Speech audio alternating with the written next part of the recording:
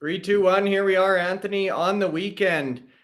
First Sunday podcast we've done in quite some time, Anthony. This was a brainchild of yourself, looking to get a new audience here on the weekend, you guys, and actually get some new questions, new exposure for maybe people who aren't able to make the weekday podcast. So Anthony and I are going to be switching up the time and the day of these live podcasts here for the next couple weeks. Let us know in the comments section what time. What day works best for you guys? Some time, Anthony. This was a brainchild of yourself, looking to get a new audience here on the weekend, you guys, and actually get some new questions. There, sorry guys, Anthony's watching the replay already. So let us know in the comment section below which of the days and times works best. We know there's a lot of Bitcoin mining content out there. We want to make sure that everybody's able to access this as much as possible. Now, the next thing we wanted to update here today, you guys, is AMA format. So this is open to any questions you guys have. Ask me anything. We're going to be going through first come, first serve. So make sure you get your questions in the chat. I already see some, Anthony, about HUD 8 and IREN. So we've got an hour of jam-packed agenda here. First and foremost, though, Anthony, we're going to start off with our introductory slides. So I'll bring these up on the screen here, you guys. We're going to use these for the majority of today's discussion. Talking about the market cap and the finish on Friday for a lot of these miners. So in terms of Friday finish, we had 7 miners in the green, led by SATO Technologies, 6%. This was obviously a very strong week for the miners. We saw a lot of price action in Bitcoin, which we're going to come on to in a second. But unfortunately, for over half of the miners, including Argo Blockchain, down 12 or 13% on the day. Definitely a little bit of trouble going into the weekend, and we're going to get into that in 1 second here. Now, the next slide talks about Bitcoin price. We're going to go through this one as well, starting to see some candles closing above that $62,000 line, which is obviously phenomenal. We're hoping we can hold 60 throughout the weekend here, you guys, and continue to ride this momentum into next week. So Anthony, I just went over the Friday close. We can bring that one up again here in a second, but I wanted to get your take on Bitcoin price. This is a 1-month chart. We've got a simple moving average on there in the blue line, the RSI below, starting to look very bullish here, banking higher highs, higher lows. What's your take on the price of Bitcoin, Anthony? And do you think we're going to be able to hold this $60,000 level throughout Sunday night and that infamous Monday morning sell-off that you've called out so many times on the channel? Yeah, I think the price is holding well. We've had a nice, like you say, a nice uptick in the last week or so. So we've been waiting for this. I mean, hash price, getting down below $40 is not great for mining companies. They want to see it obviously a lot higher. It was $110 per petahash per day before the halving, so it's a massive drop when you're getting less than $40 rewards, and in terms of what they're getting in transaction fees, maybe 1 to 2% on top of that at the moment. I looked this morning at Marathon's what they're getting in terms of Bitcoin. Instead of 3.125, they're getting 3.17. That's about 1.5% in terms of transaction fees on top of their block reward. So not great. So that hash price, needs to get higher. And as we'll see on a future chart, it's starting to rally up. It is correlated, obviously, with the Bitcoin price, but they need to see it much higher than it is at the moment. Certainly. Now, we're getting quite a few questions, Anthony, so this is great. We'll hurry up through these next slides, you guys, and then we can get into the AMA section. We did get an update from HODL 15 Capital in terms of Friday's ETF inflows. So you guys can see a fresh $92 million net coming in on Friday. A couple of other cool charts from HODL 15, Anthony. In the top left, this one shows inflows, outflows by month overall. So we can talk to that one quickly. You noted April's the only month we've seen outflows overall so far. And then right below that, we have the chart. I think this is probably one of our favorites, Anthony, but it shows the daily amount of Bitcoin mined, the weekly amount, and total Bitcoin mined since the ETF launch on January 10th, and then compares that to actually what's been bought in those same periods. And you can see the purchasing far outpacing actually production or supply there. So I'll let you speak to those two, Anthony, and then we can talk about our good friend Sailor there in the bottom right. Yeah, we've talked about the inflows in Bitcoin for the last 5 or 6 months since these ETFs got approved back in January. Massive amount of inflows there, and like you rightly said, only April where we've seen an actual outflow, and that happened when some of these miners had just reached their all-time high. I mean, CleanSpark. Remember, CleanSpark reached its all-time high at the back end of March, so. Miners were benefiting from that position, and then it obviously dropped through April and May and recovered a little bit in June.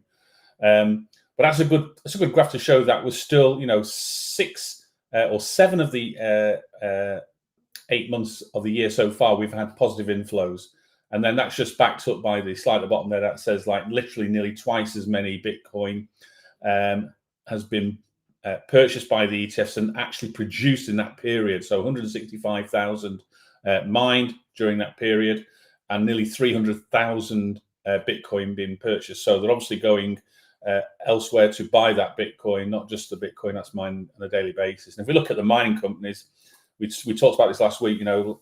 Half the mining companies are sort of hodling their Bitcoin, and the other half are selling on a daily basis. So there are sellers out there, but equally, not everybody's selling on a daily basis. So these ETFs have got to go and source that Bitcoin.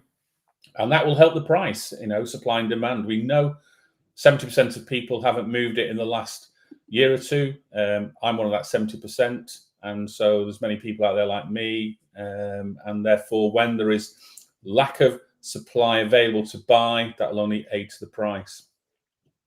Yeah, it certainly will. That's a good point you brought up about the actual HODL activity of these companies. So not only are they only mining 450 a day, but a good portion, especially of the big players, the Marathon, the Riot, the CleanSpark, they're not selling any of that, Anthony. So you're exactly right. The only way to find this additional balance is through the exchanges, and exchange held Bitcoin is also at an all-time low right now. So we're starting to see people pull off, go into cold storage. People like yourself and I, Anthony, that just don't want to sell the Bitcoin regardless of price.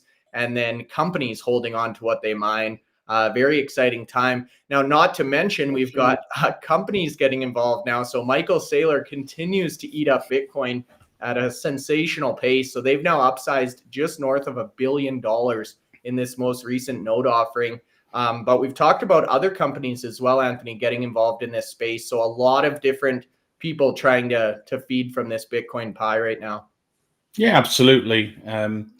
MicroStrategy have played it well over the last 4 years. Their average, I think, is just under 40,000, 39,000 for a Bitcoin. So Bitcoin at the moment at 62, 63,000. It's a nice profit on their 250,000 coins that they've got. So not changing the strategy there. And it looks like the market are giving them a nice premium for that as well. So they've got a valuation heading towards 30 billion for the company.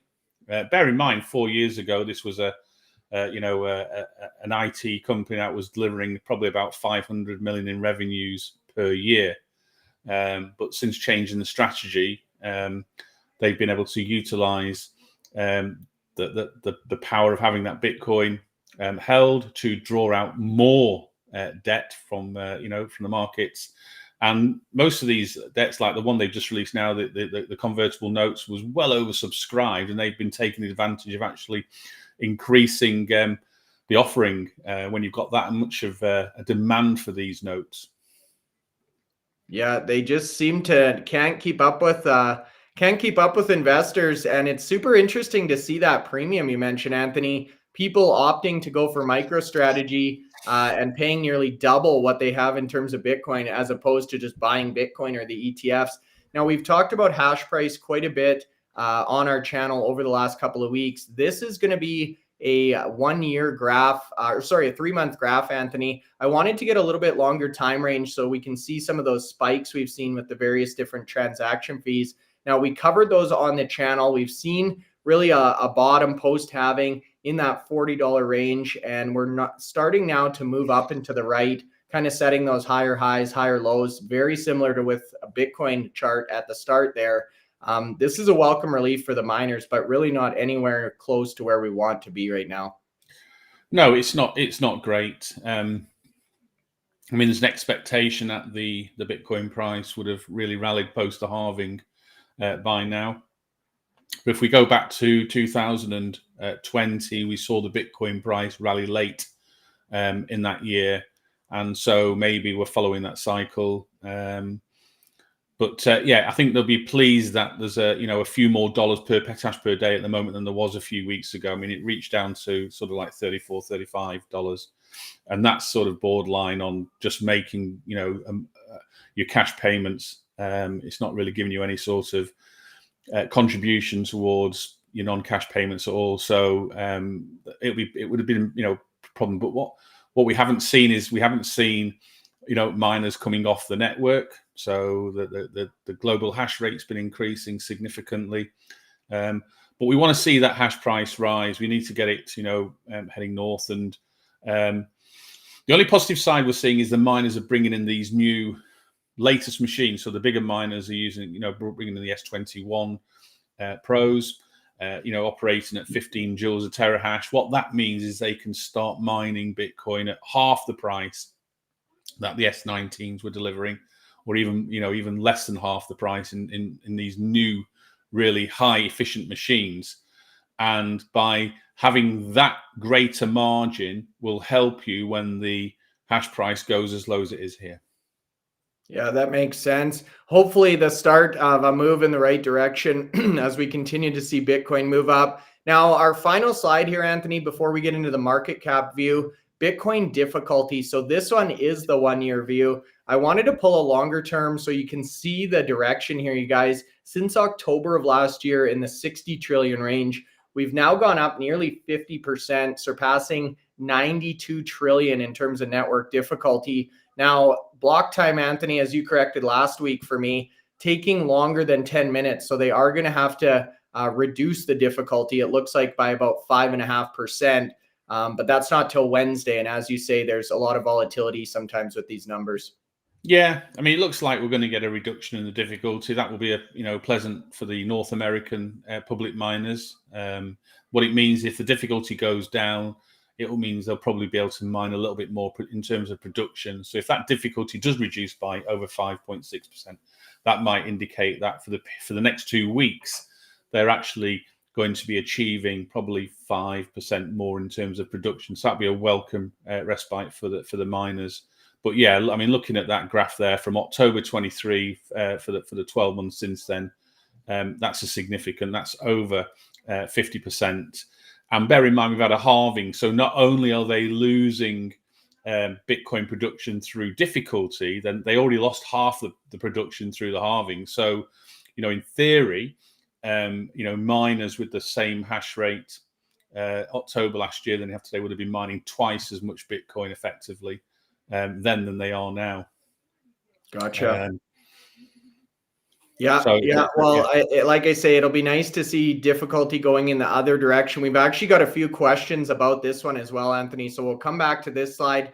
But I wanted to jump into IREN first. So one of our first questions here we have is from Ryan, Anthony, talking about IREN being undervalued. So I know we've talked a number of times on the channel about how close IREN and Wolf's market cap is compared to what they have in terms of exahash. So neither one of these companies hodl. IREN's well on their way to 30 exahash with one of the most efficient fleets, while TeraWulf is in the 10 exahash range. Obviously, there's some speculation about HPC going on with that name as well. But IREN itself, Anthony, based on their growth targets, based on their, success of achieving these targets on time and on budget, plus that fleet efficiency, they are starting to look quite undervalued, in my opinion. I suppose it depends on what you compare undervalued with. So if you were to say, look at IREN and compare it to Riot, who would appear to be more undervalued in terms of facilities, hash rate, growth this year, growth next year, and also strength of balance sheet. You might say that Riot's also equally undervalued in comparison. But when you compare IREN to Wolf, which is probably, I won't even say now in terms of hash rate, it's close because IREN have got over 18 exahash, Wolf have got about 10 exahash. But you know what, we've talked about this, the issue that the likelihood is that Wolf are going to sign potentially a big HPC contract. and their price is being given some premium for that. And we've looked at those companies who've effectively started to move into space, and IREN are in the space, but they're on it's a different type of HPC service that they're going to be providing. So they've bought GPUs. They're going to be buying more of these H200 GPUs. So you're spending all that money on capital, and you will get a return, but the returns, once you pay for the machines, come in sort of like year 3. So, we looked at the Core Scientific deal with CoreWeave, and that was just immense. I mean, they're even paying back large amounts of the capital that they're going to borrow from CoreWeave in the first couple of years to deliver these refurbished sites. They're going to pay that back very quickly, but they're still making a 30% margin in year 1 and year 2.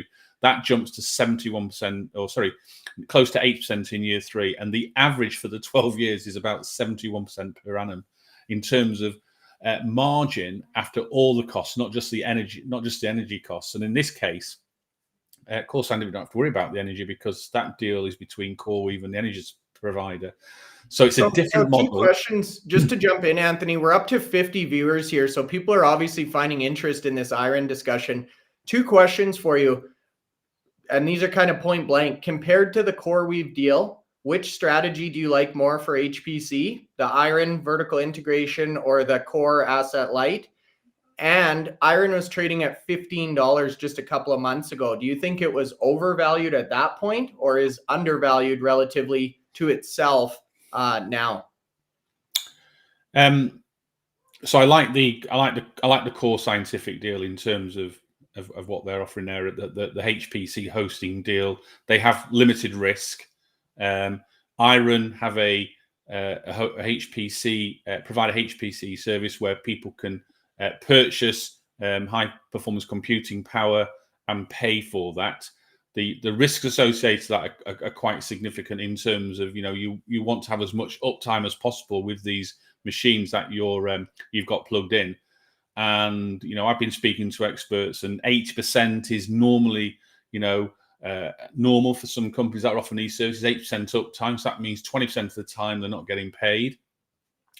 These machines cost a lot of money. I mean, we know that IREN spent 30 million on the initial batch of GPUs, and they're going to spend a significant amount on the second batch now, these H200s, to deliver the service. So, that to me is a little bit more risky. And I think the market's looking at that. I mean, every miner on that sheet there, if CoreWeave went to that company and said we'd like to do a deal, they'd all take that deal up. That's the challenge at the moment. What I want to see is who's the next miner to deliver a sort of similar type deal, a HPC hosting deal, which is basically providing sites and access to power and sites that can be capable of delivering high performance computing in the data centers. So, the mining companies, they are data center managers effectively, who can get those sites produced at scale with cheap energy for these hyperscalers or these large companies to come in there and utilize it.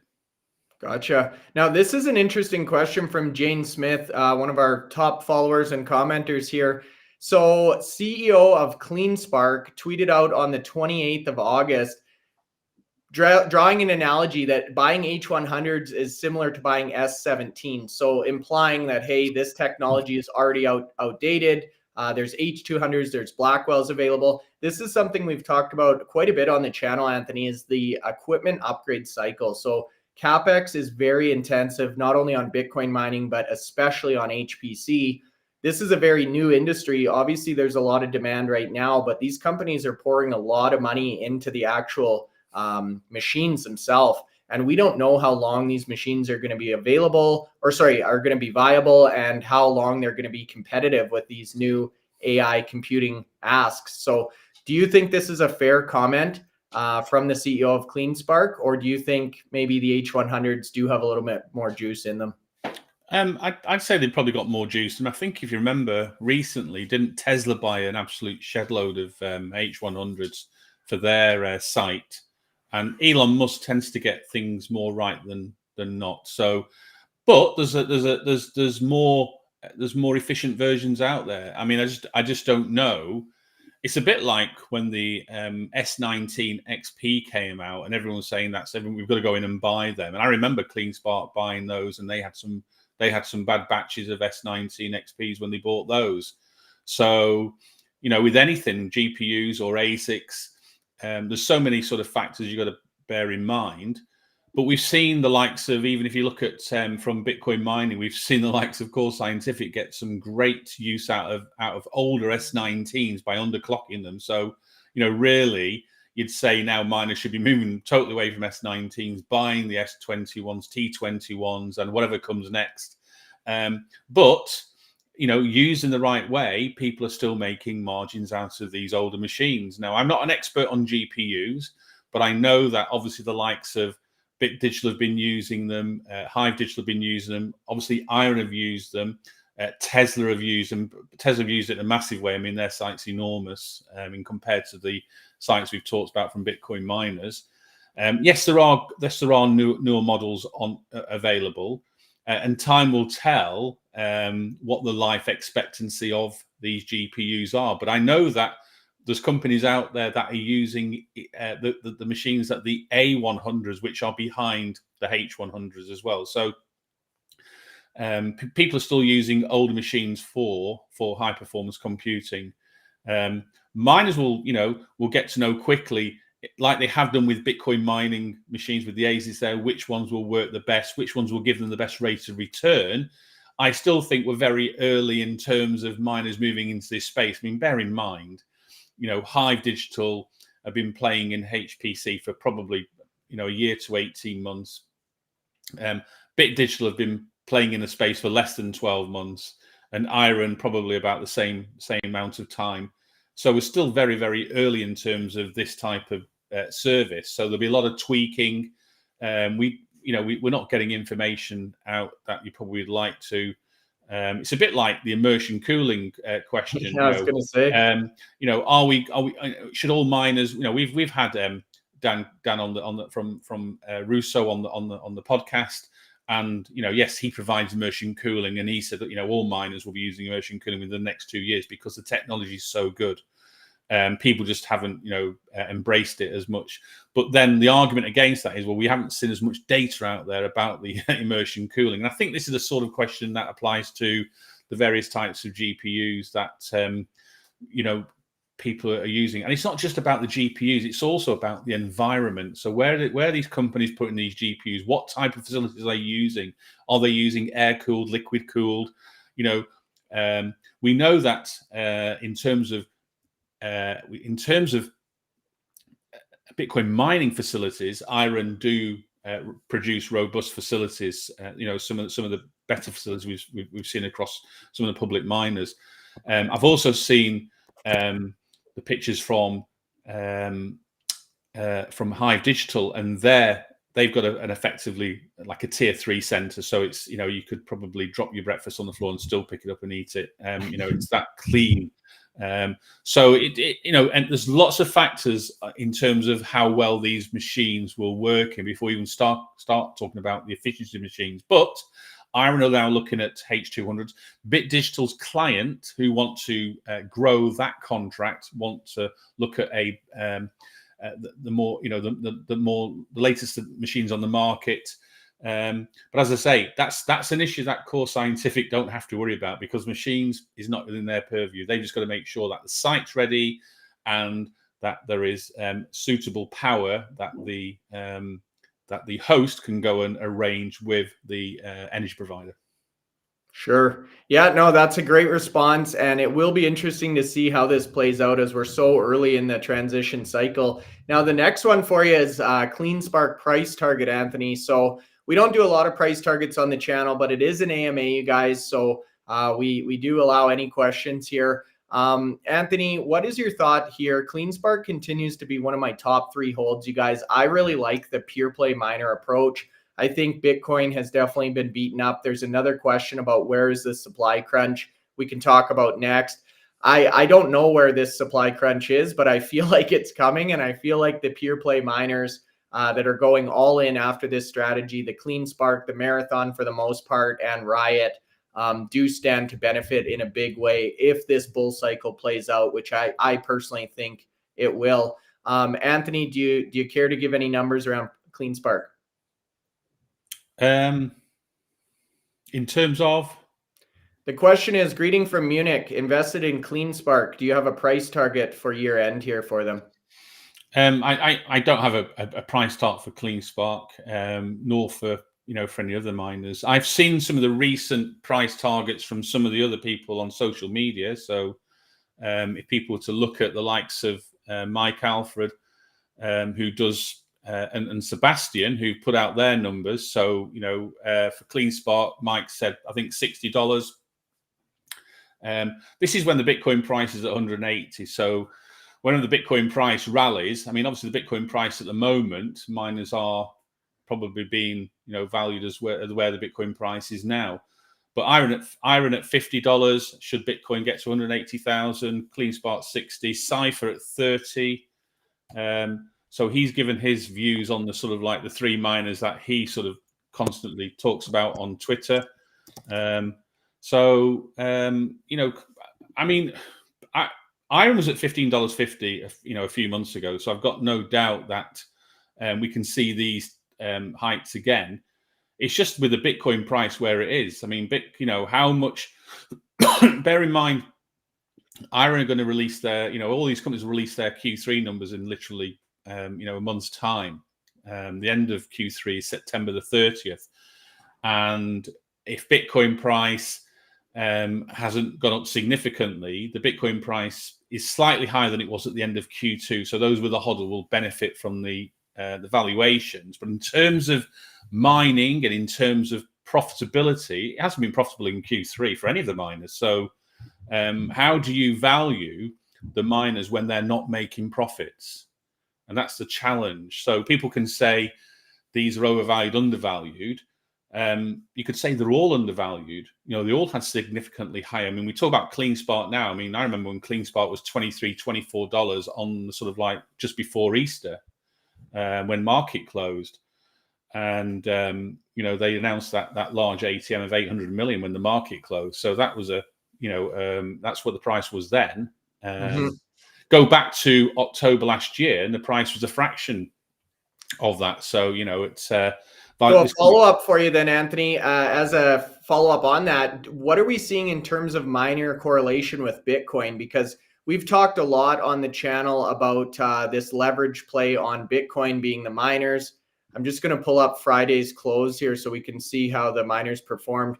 But it's a great question here. Do miners front run or lag Bitcoin prices? I've read contradicting statements as well. Generally, kind of what I've gathered here is the usual rule of thumb is miners are about a 2 to 3 lever on Bitcoin. So if Bitcoin moves up 100%, you would expect them to move up 200 or 300.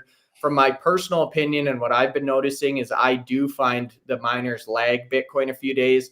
I was thinking about this the other day, and I think maybe the reason for it is people need to see a little bit of a proof before they start to move money back into the miners. If Bitcoin spikes for a few hours, these companies aren't selling their Bitcoin hourly. A lot of them are hodling. So it really has no difference on the company if Bitcoin spikes to 65,000 today and then back to 60 tomorrow. I think we need to see some long-term, multiple days, multiple weeks of Bitcoin moving in the right direction for the confidence, the sentiment, the investor trust to come back to the miner space. So my answer to that one, Jane, would be I think they lag and I think they will outperform.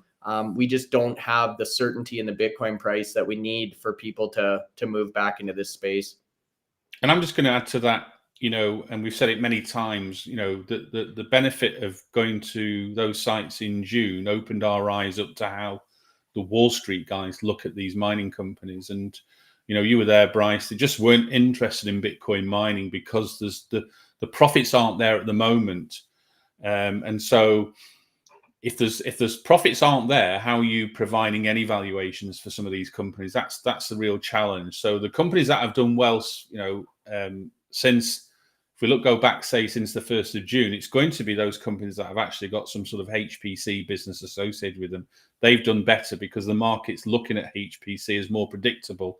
Bitcoin mining is not predictable because no one can tell me what the price is going to be tomorrow morning. I mean, you were saying at the start of the podcast, Bryce, we could have this normal rise through Asia today, and as soon as the US switched on tomorrow morning, it all goes back down again, like we said many times. So, and on some days it could do the opposite. It could be low in Asia time, and then when the US picks up. So, I'm not a technical expert, and we'll look to get A Trade or Freedom by 40, come on the show and give us their take.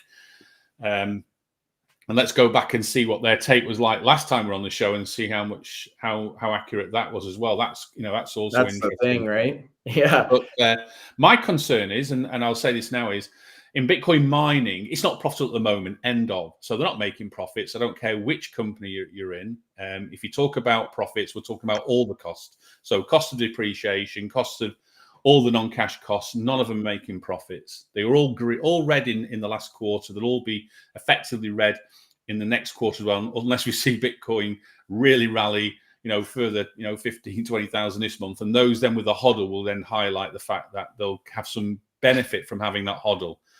But those that sell on a daily basis, and bear in mind, some of the costs that some of these miners have had, and IREN had to pay out 7.2 million to get out of their hedge contract.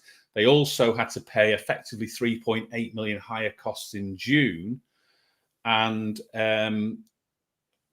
that gives them a total of about $11 million of extra costs that they weren't anticipating at the start of the quarter. And it's, they did something they did last year, and last year it worked really well for them. They got, they effectively hedged the energy, and they were mining for free in the Childress site, and so they've done the same this year. But the prices were flat. There was no real significant demand for energy, and therefore, when you're hedging, thinking that the price is going to really, really rally, and it doesn't, you then got to sort of like you pay the sort of like the price that you've hedged at, and they were paying a significant amount of energy cost for hedging, over the market rates. If the market rate's 4 cents and they've hedged at say 11 cents, they're paying 7 cents more per kilowatt hour. And so that's the piper on that one, Anthony. Sorry? I said they had to pay the piper on that one. They did, and fairness, they were transparent, but that's 11 million in terms of cash gone out of the business during this quarter. So, yes, we've seen a cheaper energy cost in August using market rate, but they could have used the market rate in July and August and September as well. So this is the sort of like this is the challenges that that a mining company has. And bear in mind, if I was here to talk about mistakes from mining companies, it'd all be on the platform, and I could go through each one and highlight mistakes they've all made. So, we'd be here longer than an hour, Anthony. We'd be here longer than an hour. We'll be here till tomorrow. So don't now worry this about is that. A good question about Bit Digital, but this also has to do with Bitfarms, because we saw some changes in org structure in Bitfarms as well. So we can talk about both of these at the same time, Anthony. But the question from Matthias is, what do you think about the newest news from Bit Digital announcing key hires for the HPC business, appointing Benjamin Lamson, head of revenue, and Tom Sanfilippo as CTO? So again, a strategy change. It seems like these companies are bolstering up their HPC personnel or staffing experience. We saw a similar thing with Ben Gagnon actually backfilling his position with 2 separate roles. So one focused on infrastructure, one focused on mining.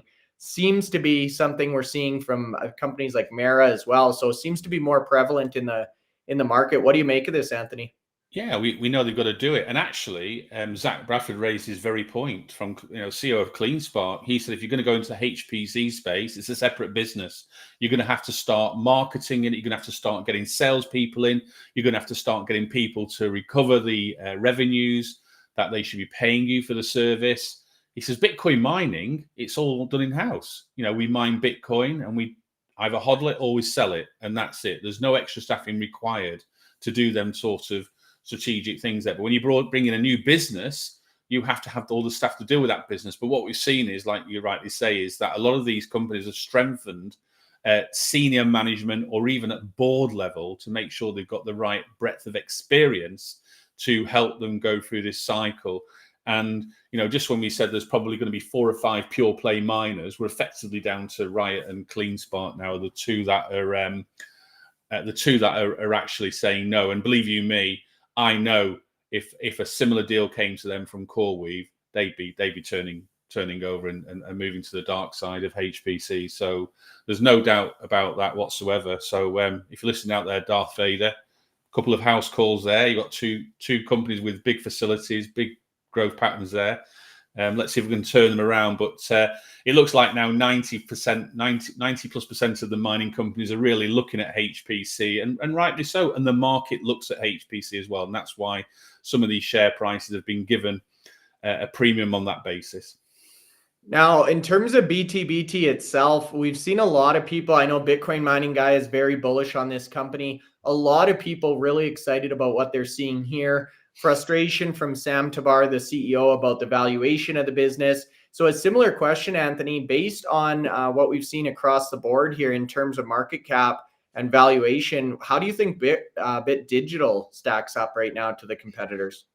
Yeah, we've talked about Bit Digital before. I mean, if they can get to their target of 100 million annualized revenue in HPC by the end of the year, added to that, they've got a business delivering 40 to 50 million in Bitcoin mining. So you've got about 150 million dollars in total revenues, and the company's effectively, got a market capitalization of about just over 450 million, 468 million as at Friday close. So that's a sort of like significant amount of revenue for a company that size. And he's right to probably say, why aren't the market? The only sort of question you have is with Bit Digital is everything is done on a lease basis. So they don't own the infrastructure that they have there. They don't effectively own the GPUs. They've leased everything. They have the clients, and they have sites, but they don't own these sites. And I think if you remember what Sam came on the podcast, they are looking to sort of remedy that, and they might start implementing where they buy their own sites. They again can see that probably owning your own sites gives you that little bit more margin, and so that's more beneficial. But they are making margins out the HPC. It's quite clear. You go to their financial reports there, and you can see they break it down into business sectors. So they've got the Bitcoin mining and they've got the HPC hosting. We know for the majority of the months this year, it's been around about just over $4.2 million in HPC revenues every month. That's set to increase now. They've got a new client. They're going to remedy that increase in the contract. So it's all positive for Bit Digital. But yeah, he has got a point about the market. I say he's got more of a point than some of the other miners there, because that's significant amount of revenues, and you'd have to have more than twice, maybe 3 times the hash rate to start delivering those revenues in Bitcoin mining that he's doing in HPC. And then you look at the margins that they're producing. He hasn't got to worry about Bitcoin price with the HPC contract. He knows he's getting a great margin. And having done it for 8-9 months, they're starting to, understand about delivering a service. So in the first quarter, I know they had to make some penalty payments back to the client for not quite achieving certain targets. But if you look at what they've done since then, those payments have reduced significantly. So that means they're getting more experience, better at delivering, cutting out some of the mistakes. And so, yeah, it's very positive. And he's also, I think he said if it doesn't change soon, he might look at spinning out the HPC under a different company name so that it has its own recognition and for that business. And who knows? I mean, who knows if Bit Digital remain a Bitcoin miner? Maybe they spin out that side of the business and then focus totally on the HPC if that's their remit. Time will tell. Yeah, we'll see how this all plays out, but we have talked about consolidation expected in the Bitcoin mining space. Now, I wanted to bring up the Bitfarms side as well, Anthony, because a lot going on here. They've got an aggressive hash rate growth target that they've fallen a few months behind on. We were hoping to see 12, I think, back in June. They've got the Stronghold acquisition. We've actually got Ben coming on the channel shortly here to talk about a bunch of these key updates. There's the Riot situation. And of course, what we just referred to is the leadership changes that they're actually making at the board, or sorry, at the C-suite level. So curious to get a quick update, kind of an overview of Bitfarms, Anthony, and how you feel this company is performing. They've got a lot going on this year. Yeah, they have got a lot going on this year, and they've got to keep a look at the rear view mirror as well, with the likes of Riot Platforms, having effectively 20% of the company now. But they've made a purchase here for Stronghold Digital, and we'll get to speak to Ben this week on the podcast about that and what his thoughts were and the process for going through that. I think it was a long-term discussion, so probably even before Ben's time. Probably started those discussions with the previous CEO, and so it's happened now. But I think those discussions started something about 3 years ago. But that has given certain options now. That deal will go through once shareholders have approved it, and that's expected to take place in early 2025. So between now and then, they've looked at the fact that, well, actually, we've got these miners coming in. We've purchased them from Bitmain, and therefore maybe they could utilize some of these miners at the sites there with Stronghold Mining, and effectively they've got a little bit of a hosting agreement here to take them through when they take over. So what I'm curious here, though, Anthony, to ask Ben about is the timing of this. Is this truly just an opportunistic placing these machines here because this is ready, or are there concerns about Paraguay? Because we've heard also Iceland, we've heard a lot of these countries where miners have set up, things have changed, right? Energy prices have changed, and maybe they don't have the same situation or operating environment they did in the past. So not necessarily saying that is the case for Paraguay, but it'll be interesting to see from Ben's perspective if that was a strategy shift or more of a timing thing there. Anthony, do you have anything else on Bitfarms, Anthony? Just that we want to see them get to 12. That was their target for June the 30th. So we want to get them through to 12 because they've got, it was an ambitious target to get to 12, and they've got an even more ambitious target of getting to 21. Yes, this update will help them get, just over two more of that hash rate. But there's a considerable amount of hash rate, even without completing all of Paraguay. They've still got to grow Paraguay by a further something like 5 or 6 hash rate this year. Yeah, I brought up your most recent article from Compass, Anthony. This looked at August results, so we're waiting on September here. But if you look at the Bitfarms column, you can see 10.4 in terms of operational hash rate. Now, Anthony, we've asked these CEOs, grilled them about operational hash rate, making them commit to these targets, not just having the miners on site, but having them plugged in and hashing. When you look across that row, the second row there, Anthony, operational hash rate, what stands out for you in that line? Well, for me, it's seeing the hash rate increases. Look at where IREN were the previous month. So hash rate going from 10.5 to 16. I think is at 18 now. Bear in mind, you go back 3 years ago, IREN were at less than 1 exahash. When they IPO'd back in November 2021. So massive increase in terms of hash rate. CleanSpark as well, increasing their hash rate.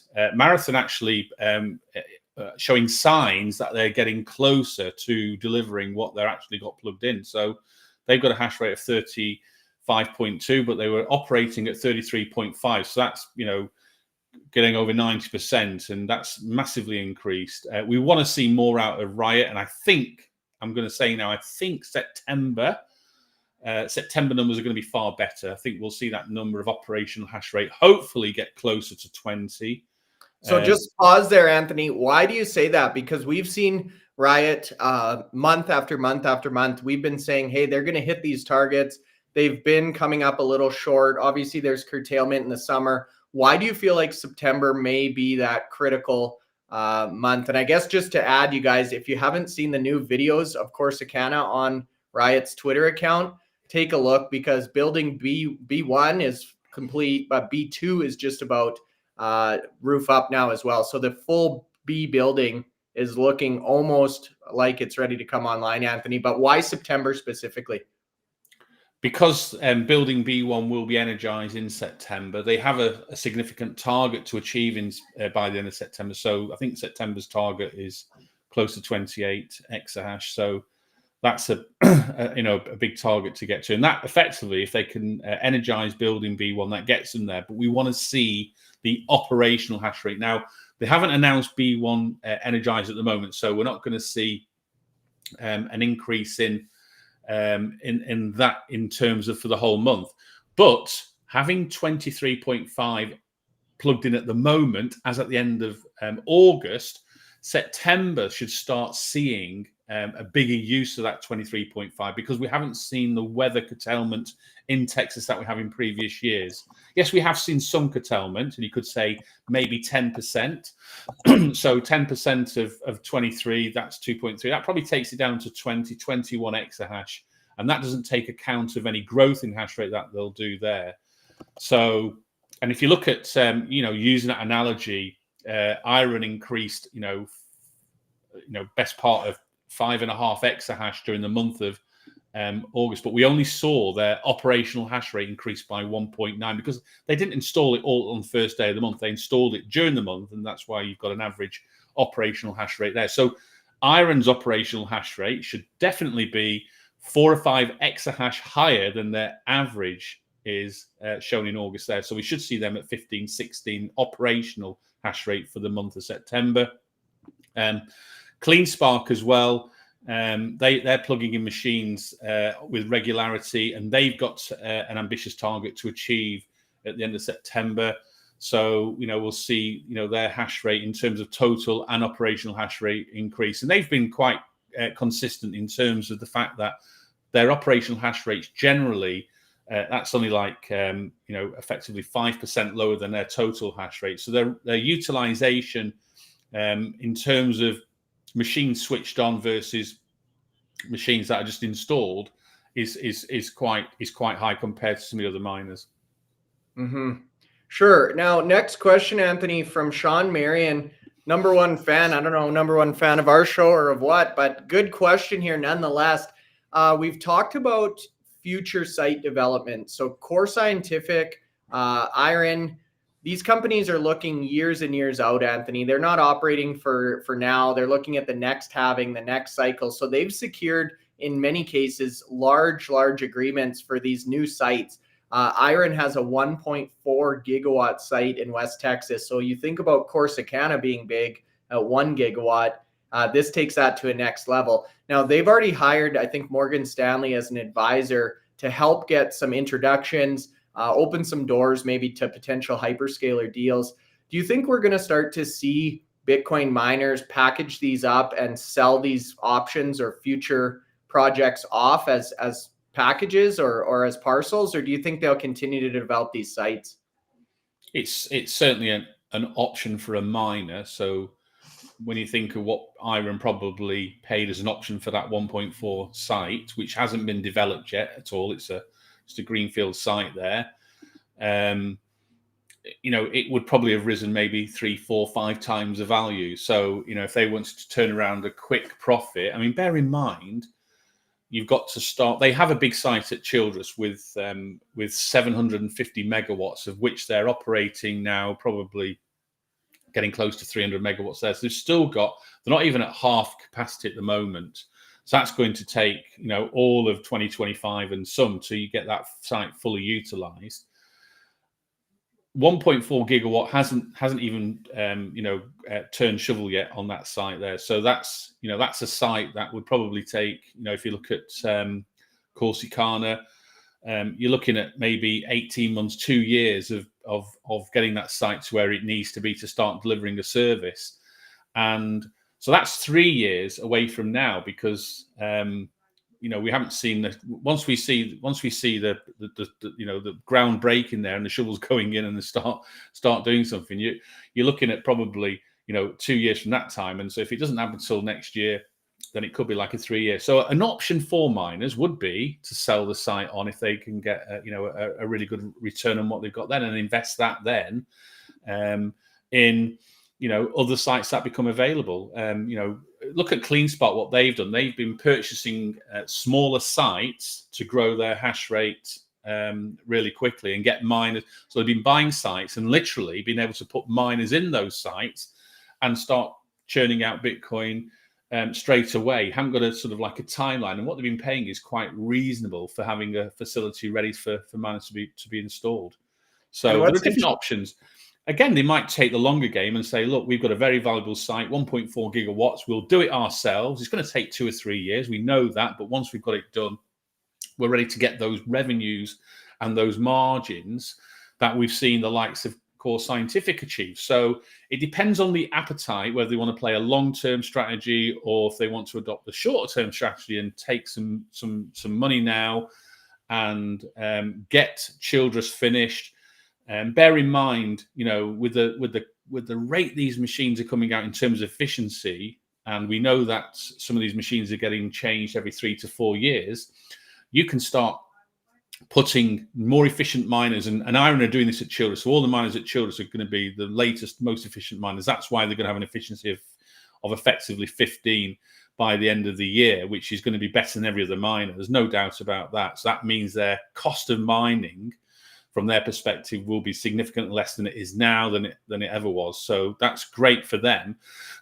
But they can, they still got to fill that whole site out, and they're going to need capital to do that. So if they were to sell the 1.4 gigawatts and get a really good return on that, that could fund the completion of Childress to get to a massive amount of all the latest machines with 750 megawatts working on that one site. And they've still got their site in British Columbia, etc., where they could do the same there. They could install the latest machines. I mean, we're talking miners are already looking at bringing out machines that will be 10 joules a terahash. Yeah. And so, by the time that's that 1.4 gigawatt site, what's the efficiency of a miner or a GPU going to be in them days? 2. It'll be 2. That's what I was going to say, Anthony. It's almost too big of a site, because we know that Bitcoin mining takes up about 10 times the power of HPC. So back in the day, these gigawatt plus sites were ideal for Bitcoin mining. But if these companies now switch over to HPC, and now with the efficiency of the mining rigs, Anthony, you got to have a lot of clients to fill up 1.4 gigawatts of HPC, or a absolute insane amount of miners that you have to somehow pay for, right? And just think, Bryce, about, we went to Corsicana. We know when the ground was broke there back in October 2022. So we're 2 years. We're 2 years since they broke ground. They've got 200 megawatts switched on at the moment. They're about to get 300 megawatts switched on. They'll get 400 megawatts by the end of the year. That site, and we thought it was, we were amazed the size of the site. The pictures don't do the site just in terms of how big it really is. We had to go around in vehicles to get around that site. It was that big. They still got another 600 megawatts to even start developing there. How long is that going? That's going to take them all through majority of 2025 and some there, based on they've got a 500 construction people on construction working on Corsicana now to deliver, and it's taken that long. Yes, the initial 12 months would have been getting the land ready, and they shifted 75,000 truckfuls of earth from the site to make it physically ready to actually then utilize for HPC data centers and get all the power plugged in that way. So there's a lot of work involved, but it still takes time to build these facilities. Yes, they're going up quickly, but they were able to, I think it was April, they were able to switch on the first building, and they're still building building 4, which gives them 100 megawatts in sort of like September, October. So it's like to get 400 megawatts or 300 megawatts from the first one, it's taken like 6 months. So 1.4 gigawatts is going to be some site. How much staff are IREN going to have on that site to start delivering? What's the time frame to get through each? That's what I'm saying. It might be easier just to package it up and sell it to Microsoft and call it a day, it just right? Depends on appetite for that longevity, because you're not going to get revenues through while you're developing a site for 2 years. That's what you've got to sort of like, you've still got to pay those people. You've got to pay those 500-600 staff developing that site. You're not going to get any revenues for that period there. So I'm not saying IREN would sell it on. I'm just saying we're saying it's an option open to them. And I suppose remember what Paul Prager said If somebody comes in and wants to take Nautilus off the hands, he's there. Give me a check. Write the check out. Put my name on it. Tyler Page too for Black Pearl. Yeah, exactly. So don't, everything's got a price, and everything will have a strategy, and so but it costs a lot of money to develop these sites, and it costs a lot of money to develop Corsicana site. So that was quite an expensive site because it's immersion cooling. It's full immersion cooling, so it's going to be more expensive than the likes of what Core Scientific have done, likes of what Childress has done there, because the immersion cooling is expensive, but then you get the benefits in terms of uptime, in terms of potentially overclocking, underclocking miners with the environmental conditions. So, we hopefully start seeing the benefits. We haven't seen any up to now, but we'll hopefully start seeing some benefit from that. A lot more optionality. Now, this may be the last question, Anthony. We're at 55 minutes, so we'll see how quickly we can get through this one. Great question in general, and one we've asked ourselves many times, Anthony. So we've seen a tremendous amount of buying activity and people flooding into the space. I'm just trying to find the ETF slide here. So we've seen a tremendous amount of money pouring into Bitcoin and the Bitcoin market, whether that's ETF, MicroStrategy, the Bitcoin miners, whatever the case is. Where is the supply crunch? We generally see post-halving around this time of the year, supply and demand start to be at a point where they just can't find an equilibrium, and we start to see that price move in a big way. We haven't seen that at all here this year. We talked about the inflation-adjusted price of Bitcoin. There's something to be said there, but we continue to see retreats back into the 60s or even below the $60,000 level. What is going on here, Anthony? Well, as I say, I don't do the technical analysis, but if we're going to look at previous cycles, this year should be, these ETFs have bought Bitcoin. I mean, look at the amount of Bitcoin that's been purchased since January. Some of these ETFs now have got as much Bitcoin as MicroStrategy. Significant piles of Bitcoin, and we're just at the start. Nobody expected the demand to be like this. I mean, look at their February 117,000 Bitcoin purchase for these ETFs just in a short month there. Yes, it's pulled back a little bit, but if you think about the macroeconomics associated, then you have to take into account that people are wary of what's going on outside of Bitcoin and will make decisions, based on a number of factors, not just the fact, Bitcoin price itself. So it's like any investment there. The price of Bitcoin goes up and down. What we have seen is we've seen that steady climb from the end of the bear cycle, which was December 2022. And Bitcoin had gone down to like $15,500. And since that point in time, it started to rise slowly but surely. Even this year, we've seen 50% rise in Bitcoin. So when people say, well, it's not moving, it was 42,000 back on January the 1st, and today it's like close to 63,000. So that's a 50% increase in Bitcoin just since the start of the year. So I'm not quite sure what the expectation of people's is. Should it be 1,000% higher this year? I don't know. I mean, as I say, in previous cycles, if we go back 4 years ago, this is where the time, September, October, it started to move, and then it started to really move from January, February, March into that real bull cycle where it achieved close to 60,000 when Tesla announced they bought a chunk of Bitcoin during that period. So all the catalysts are there for it to happen, but bear in mind we've got a couple of world wars going on in the Middle East and in Ukraine. There's lots of other factors. We've still got high interest rates in many of the developed countries. When we say high, certainly higher than they were 3 or 4 years ago. I mean, some of the developed countries, look at Japan, it was like less than 0% not that long ago. Even in the UK, we had interest rates at less than 2%, and now they're at sort of 5%. So that really impacts people. We've seen energy prices increasing globally, so that means the cost of filling your car up, heating your home, all these things, part and parcel. It's not just let's buy Bitcoin and every day it's going to rally. There are other factors, but if you look at the trend, just look at the trend over the cycles, and each cycle of 4 years does uncannily sort of like follow. So the expectation would be that, come towards the end of this year, we'll start seeing the Bitcoin, if it does the same as what it did in 2020 and then into 2021, we'll see the same from the end of 2024 going into 2025. And bear in mind, this cycle, we've got the ETFs buying Bitcoin. So what are they going to do when the price starts rising? And that's going to be interesting. So are people going to come back into mining stocks?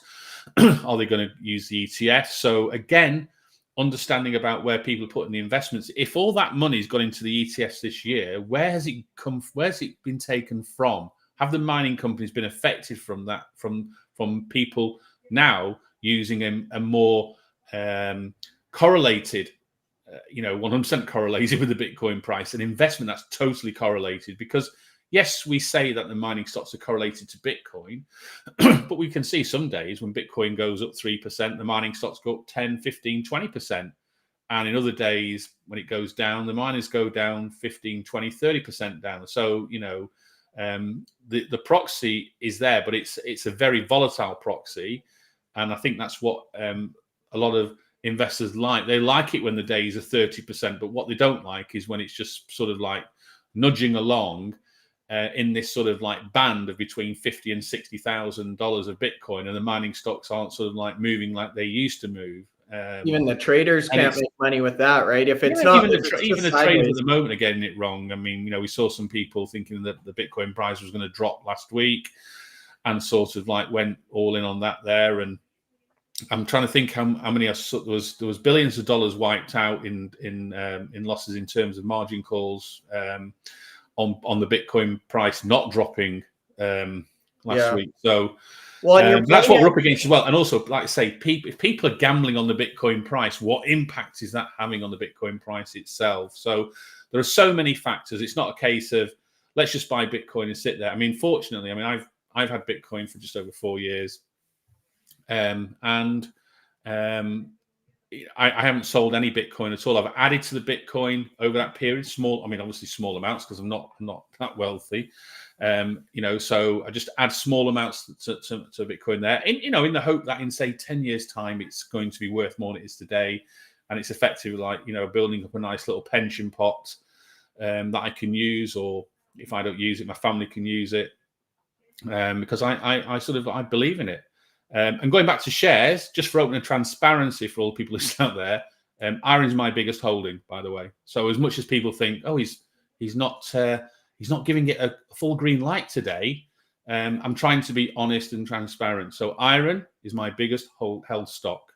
And actually, going back to June, when the price reached $15.50, it was like nearly 70% of my portfolio. So it's not now. I did sell some of my IREN back then, but it's still my largest stock. So there's open and transparency for you. We like to be clear about them sort of things on the channel. So Ryan, like you said, listening in, mate. Love to hear what your top 3 stocks are. Obviously, IREN's one of them. Otherwise, you wouldn't be posting so much. Much post today. But there you go. Hey, I have another open and honest, transparent question for you, but I think you did mention something smart there, Anthony, among many of your points, but saying that, hey, all this ETF money has to come from somewhere. Yes, a lot of it maybe came from gold or real estate or whatever, but I'm sure a portion of that did flow out of the miners. And I've seen many posts on Twitter, people saying, hey, I sold my positions in miners. I'm putting it into IBIT or into MicroStrategy as well. I know a lot of exactly right. So how many? I mean, I haven't invested anything in MicroStrategy. I'm not saying it's a good or bad investment. It just, I have some money in Bitcoin. In fact, Bitcoin would be my largest investment if I include it as part of my mining stocks. That makes that absolutely clear. But I've invested in the mining stocks for the last just about 4 years. About 4 years ago, I bought Marathon Digital for the first time, and it was about, I think, $2 a share. And that got me to where we are today. I wouldn't be here today if I hadn't bought that stock, because it was speculative buy. stock did really well, like everyone who bought Marathon then realized. And this is the period when it sort of like when the share price went absolutely ballistic. I'm trying to think now what I think I 4 or 5 X'd it in about 6 weeks. It was ridiculous, and I didn't buy a lot of it, so it was not life changing amount. But what it did is it got me to think about what I'd invested in and start to learn about these mining stocks. And for the last 4 years, for literally every day, including weekends, I've been like researching the mining stocks and looking into the mining stocks, and had the opportunity to meet every CEO face to face, interviewed over 50 CEOs this year on the podcast. And so, got to really enjoy being in a space where everyone really, it's a great space to be in. Everyone gets on really well. Everyone, is learning every day. We're all learning. I've not got anywhere near. I'm probably like the tip of the iceberg. And believe you me, there's nobody out there who probably does as much learning that I do. And so, it takes time, and we're all learning. I'm never going to be the full finished article on this, but I enjoy being here. I enjoy the fact that there's a lot of people in the space who are there for the same reasons I am. We all want the Bitcoin price and the mining stocks to do well, otherwise we wouldn't be here. So, that's where we'll learn that today. My last question for you, Anthony, open, honest, and transparent. Do you think we will hit $100,000 US Bitcoin by year end? This is not financial advice. This is personal opinion. I'll go right after you. I think we'll get to 80,000 by the end of the year. That's my. And it's just based on the fact that I think we'll see more growth next year in early 2025. But as I say, I'm the least. We could all pin a number. What I will say is, and we'll do this next year. We'll do this on January. We'll do a portfolio where people can put down their top 3 mining companies for the year, virtual portfolio for everyone, and just see how good people are out there. Sort of like I would stack myself up in terms of picking the mining stocks, which I think will do well going forward against other people. I've done it in the past. I did it with the 5 other analysts 2023, and came out top in that prediction there with like Sebastian and Tom and Invest Answers and all that. I'd picked the stocks there that I thought did well. And actually, if you look at what I've been saying for the last year, Core Scientific and IREN, I was, all these. I love it when people come out on IREN. I was the original IREN. All the Johnny come lately IREN people have been here for like 6 months. But I was there 2.5 years ago doing my analysis. Go back through the articles. Go back how many times IREN came top out of my analysis in those articles. And it's not Anthony's analysis. It's the numbers that are in their financial updates. It's not, I'm just putting them into tables and comparing them with each other. So not my data, but my table, but not my data, their data. And so, I do love it when people come out there. But I highlighted Core Scientific, I highlighted CleanSpark, I highlighted IREN.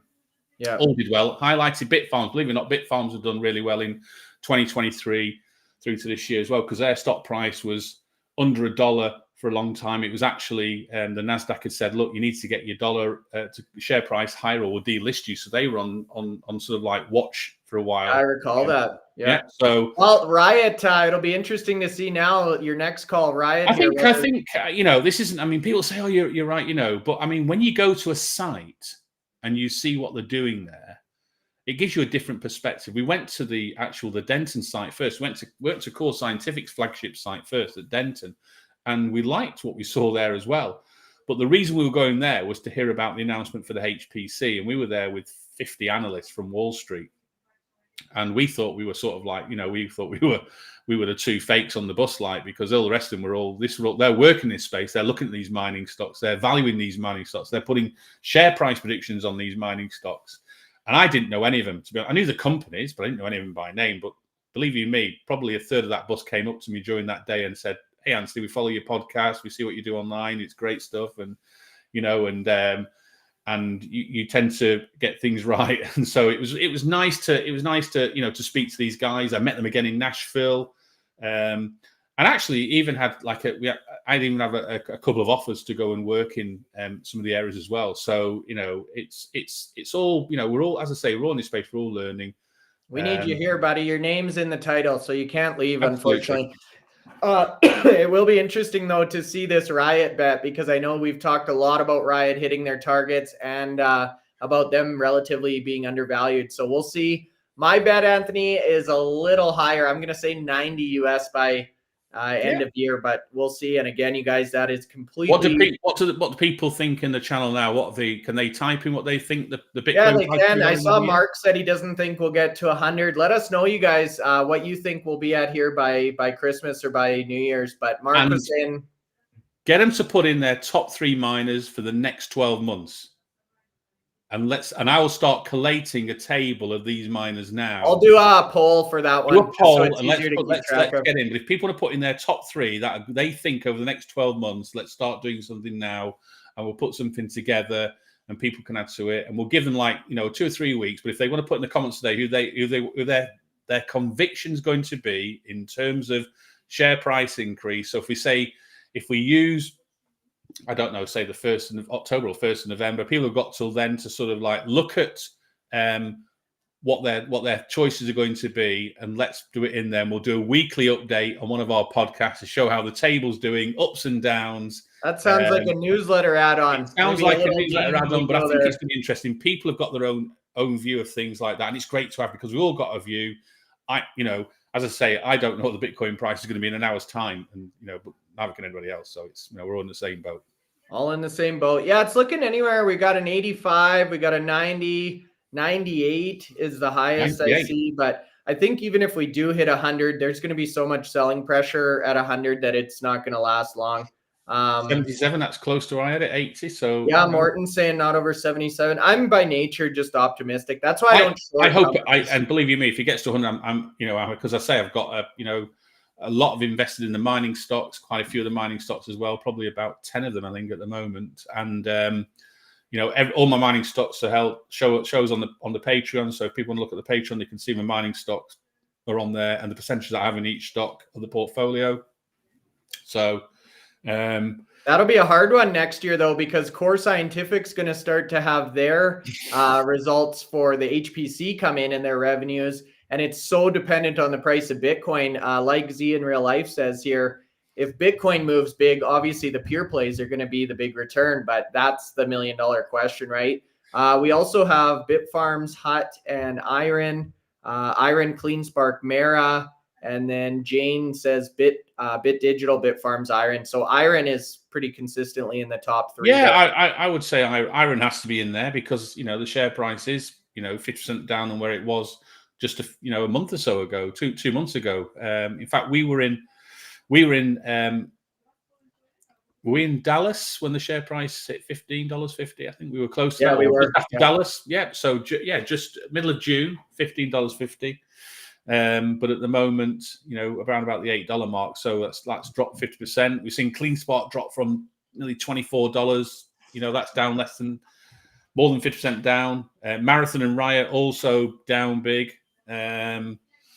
So it'd be interesting. I think Core Scientific with that contract still not getting really fully recognized, but getting some recognition. I mean, bear in mind, look at what their market cap when they came out of Chapter 11 back on January the 24th, and look where it is today. It's the second biggest mining stock now. And believe you me, as those warrants get converted, the Cores W warrants get converted, and the Core Z warrants get converted, that will just add to the value of that company, because, Well, and look at this, Anthony, while you're saying that, you guys, if you look at this table, there's actually a 52-week range. I think it's the third column from the right, Anthony. Yep. And you can see Core Scientific second row there. They are right at the upper threshold, the 1263. I think they cracked 1325. But if you look down the list there, they're the only miner that's flirting with that top end of the range. Most of these miners are at the low end of the 52 band,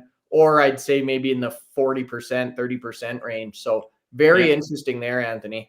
No, absolutely. And so, yeah. And so, yeah, I think, I mean, I think Core Scientific, you know, 50% down on where it was just a, you know, a month or so ago, two months ago. In fact, we were in Yeah, IREN at 751, high of 1575. So yeah, more than 50% down from its high. And its high was only 3 months ago. So And that's how quickly things can change here, but right? yeah, but That's Core why Scientific's getting that recognition now. Wolf is also getting recognition for something that the market believes is going to happen. And we were hearing rumors in Nashville. So back in July, around about the 25th, 26th of July, we were hearing rumors that Wolf would be the next miner to announce a big deal. We had Patrick on the show. He wouldn't give any prediction for Bitcoin growth next year at all. He said, we're not giving any growth predictions at all next year, effectively saying they've got something, they're focusing on something bigger than the Bitcoin mining at the moment. So they've got a load of power at Lake Mariner, and it's how to utilize that power is what they're going for at the moment. And so I think that site can eventually, I think the site can get to like 500 megawatts at the moment. They're not even utilizing half of that with the Bitcoin mining there.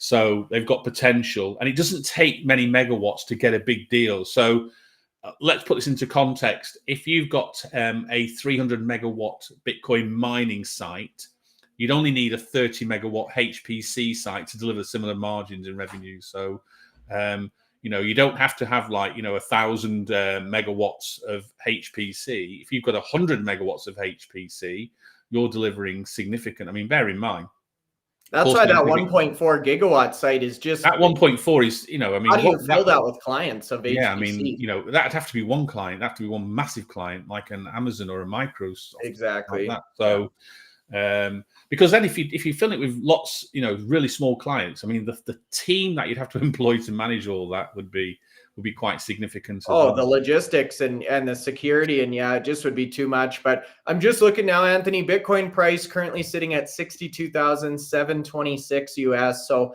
we will see if that can hold. I'm excited every single day now to wake up and see what the market does, whether or not we hold. Traditionally, we see a dump at about 7 Mountain Time in the morning, right before the market comes online. So we'll see if that happens here, or if Mr. Market throws us a curveball this week. You guys, thanks so much for stopping by. A great Sunday edition. Let us know what day and time works best for you. We want to try out some new slots here. We appreciate the support. Throw us a like. You guys subscribe if you've not already done so. And we'll see you here Monday morning tomorrow for our next